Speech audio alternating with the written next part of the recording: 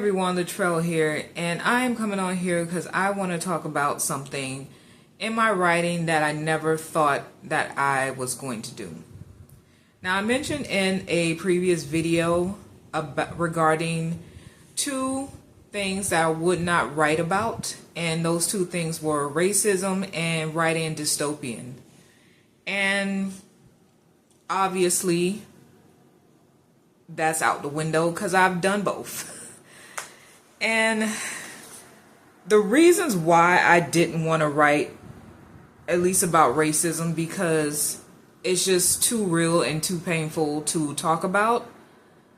In my story, Neighborly Love, it is about a racist neighbor he's been in his neighborhood pretty much since he was a young man. He's in his 70s, and as he gets older, he's seen the neighborhood change. So the people that previously lived there, which were white people, they're dying or moving out, and minorities are moving in.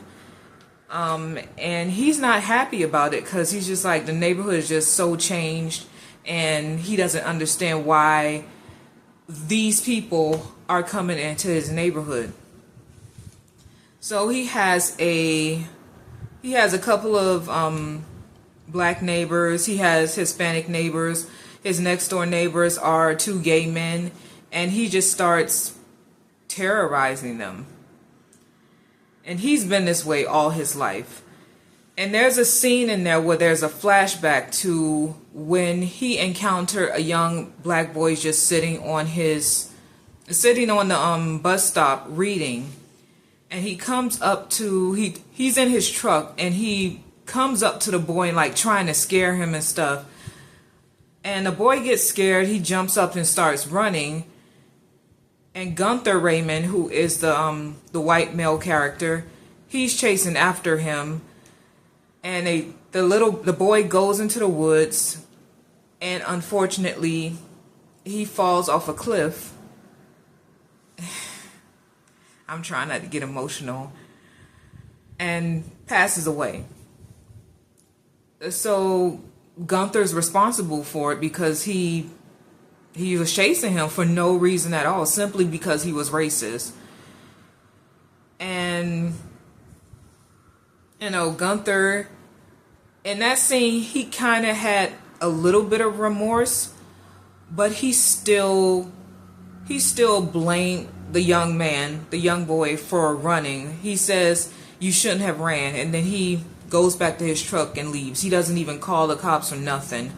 So the young man's body is found, and of course, it's this whole big thing. But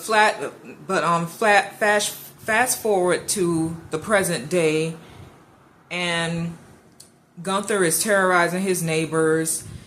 The new neighbor, there are two neighbors that moved in front of him, and it's a white man and a black woman, and he's just like, he doesn't understand race mixing at all.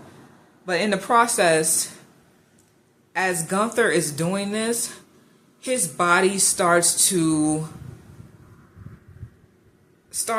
peel away. So he's getting pieces of his skin just falling out and falling off. He's trying to repair himself. He's like, nothing, I'm just old, whatever. It's just normal, and it's not normal. And in the end, the message behind that story was, hate will eat away at you. Basically, is what happened to Gunther. Hate started just ravishing him to the point where in the end, his body was just a pile of mush. And that story, like I said, is called Neighborly Love, and you can find that on Karma and other shit. But right in that part with the young boy, that wasn't originally in the story, but I thought that let me give it a little bit more to show just how evil Gunther is. And I was writing it, I was fine, once I finished it, I sent it to my beta reader, asked her opinion. She sent it back. She says, you know, it's very real. And I read it back to myself, and that's when I started crying, because it was just too real. And there are so many stories like that that we don't hear about or haven't heard about. Even now, I mean, people are being lynched, and they're calling it suicide. Anyway, yeah, but it was a very emotional scene to write, and that's one of the reasons why I did not want to write about racism.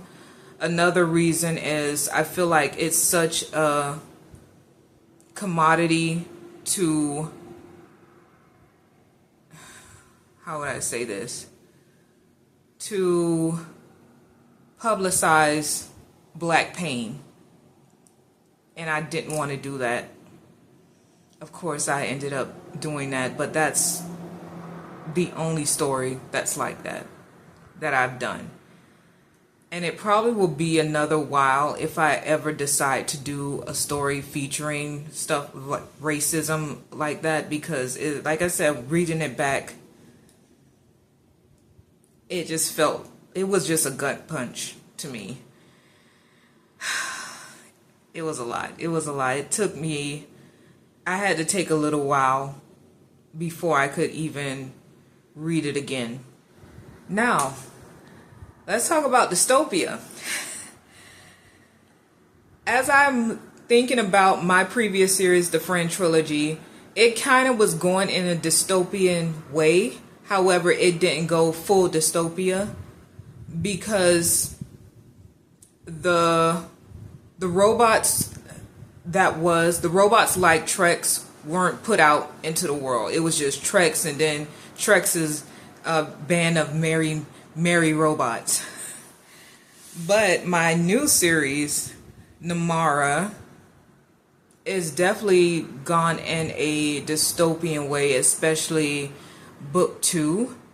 Book 1 has dystopian elements because of what happens, like the decline in birth rates, and what happens when people are trying to find a cure for that, and how everything is just, it's not going the way that it should be going. But in the book number 2, people are fighting for their lives. And it hasn't, like as I'm said previously, I'm in chapter 9, and that real stuff hasn't happened yet, but in the chapters leading up to it, you get little glimpses of what is happening and how certain people are scared for their lives. But towards the end of the book, maybe towards the middle and towards the end of the book, that's when I think I'm going to go